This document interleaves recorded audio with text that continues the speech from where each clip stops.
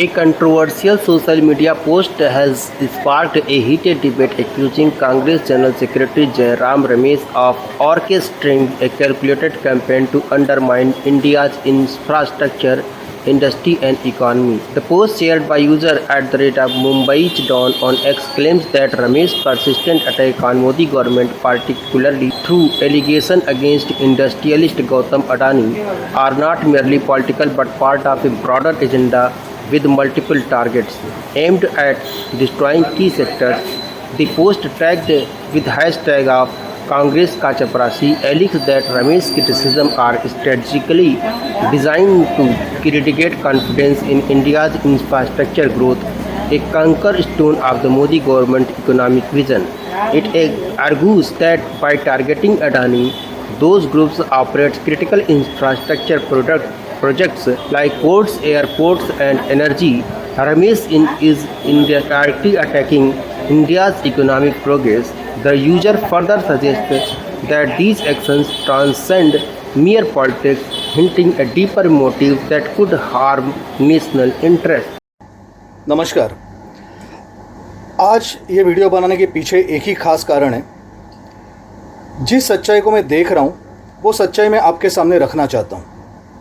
ये सच्चाई है उस कांग्रेस के जयराम रमेश से रिलेटेड जो लगातार हर बात पे झूठ फैलाने के पीछे पड़े हुए ताकि हमारी अंतर्राष्ट्रीय जो इमेज है, हमारे जो बिजनेसेस है और एज वेल एज हमारी जो इंडस्ट्री है उसे बहुत भारी नुकसान पहुंचे।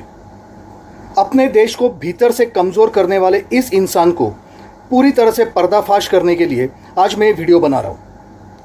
जयराम रमेश केवल झूठा इंसान नहीं है, मैं तो बोलूँ he is a repeated offender, क्योंकि वो जो कर रहे हैं वो एक बार नहीं, दो बार नहीं, ये बार बार लगातार होते जा रहे हैं। जिस तरीके से उन्होंने अपना पूरा करियर भारत के खिलाफ प्रोपेगेंडा फैलाने के लिए और अपनी देश की अर्थव्यवस्था को तोड़ने के लिए, कमज़ोर करने के लिए जिस तरीके से उन्होंने इस्तेमाल किया है, चलो आज उसी के बारे में बात करते हैं।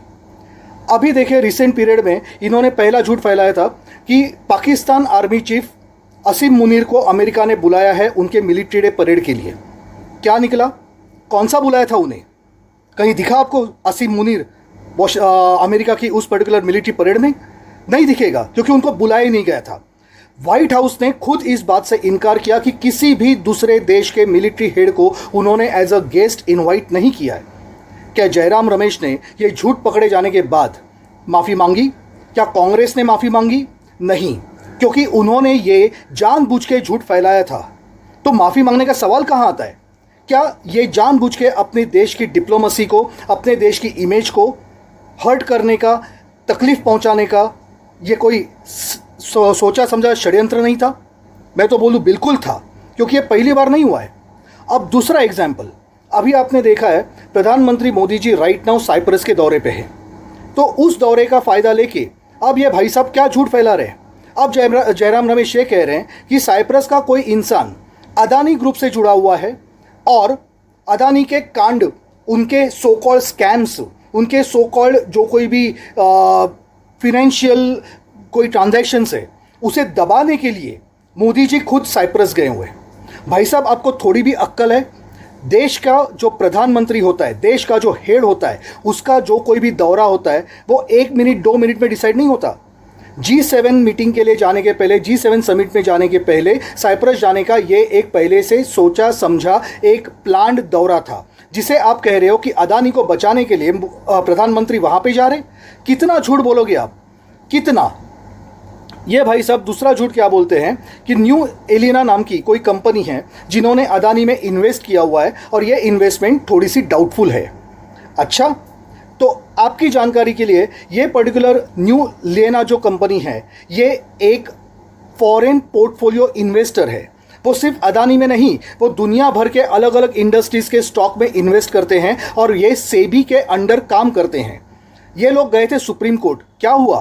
क्या साबित हुआ? सुप्रीम कोर्ट ने अदानी ग्रुप को क्लीन चिट दी, सुप्रीम कोर्ट ने सेबी को क्लीन चिट दी। आपने सेबी के चीफ माधवी के ऊपर जो आरोप लगाए वो भी झूठे साबित हुए। लेकिन उसके बावजूद फिर उठा के यही प्रोपेगेंडा ये लोग वापस लेकर आते हैं कि मोदी जी अदानी को बचाने गए। अरे किस बात के लिए बचाने जाएंगे? जब कोई गलत किया होगा तब तो बचाने की जरूरत पड़ेगी।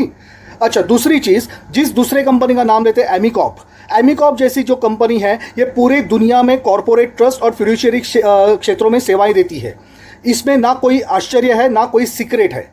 जो कुछ भी होता है वो भारत के कानून के तहत होता है। सब कुछ इन्वेस्टमेंट्स उन्हीं के थ्रू होते हैं, भारत के कानून के अंडर होते हैं। तो किस बात का आप उनके ऊपर भी आरोप लगाते हो?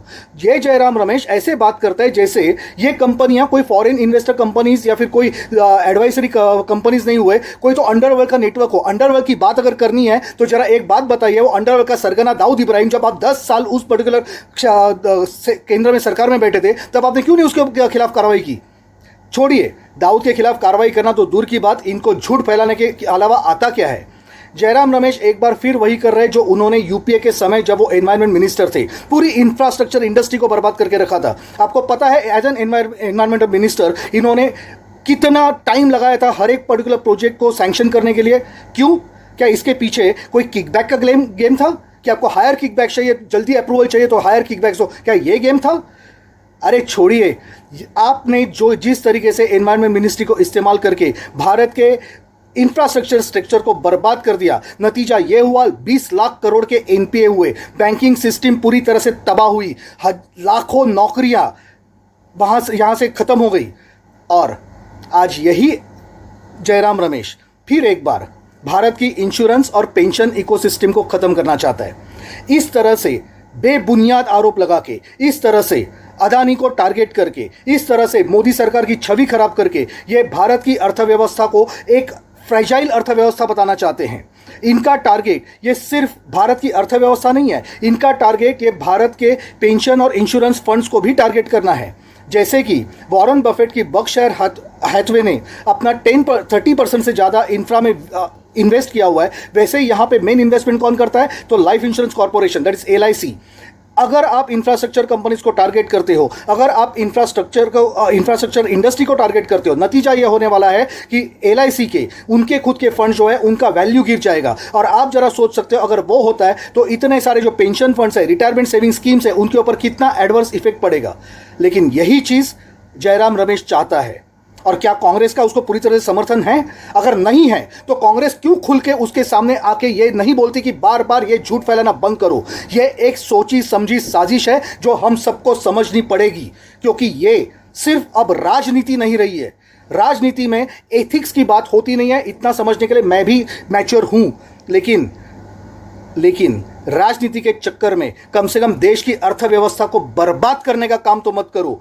कम से कम इतने नीचे तो मत गिरो जयराम रमेश कि आप राजनीति के चक्कर में या खुद के पर्सनल स्वार्थ के चक्कर में पूरे देश को बर्बाद करो।